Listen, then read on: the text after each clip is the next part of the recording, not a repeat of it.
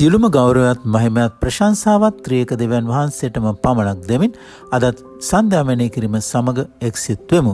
ශුද්ධ බයිබලයේ 2 තිමෝති 1:10 පදයේ කියන්නේ මරණය නැති කර ජීවනයත් අමරණ භාවයත් සුභාරංචිය කරන කොටගෙන එළිදරව් කළා වූ අපගේ ගැලුම්කාර වූ යේසුස් ක්‍රිස්තුස් වහන්සේගේ ප්‍රකාශ වීමෙන් ඒ කරුණාව දැන් ප්‍රකාශ වී තිබේ යනුවෙනුයි.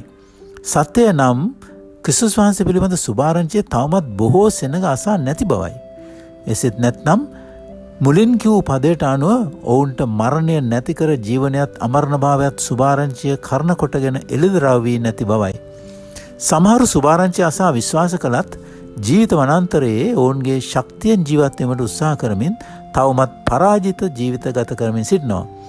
පාපය සහ මරණයට එරෙහිව ක්‍රිස්තුස් වහන්සේගේ ජයග්‍රහණය ගැන කවුරු හරි ඔවුන්ට කිව යුතු වෙනවා. මුලින්ම ඔවුන් ඒ ගැන සැක කරන්නද පුළුවන්. නමුත් අපි ධෛර්යමත් වෙමු. සටන ජයග්‍රහණය කර අවසන් බව දැන ගැනීම නිසා දෙවියන් වහන්සේ ඔවුන්ගේ මනස ක්‍රිස්තුස් වහන්සේ තුළින් ආලෝකමත් කළ විට ඔවුන්ට දැනෙන නිදහස ගැන අපට සිතාගත නොහැකි. අපි මෙනෙහි කරමු.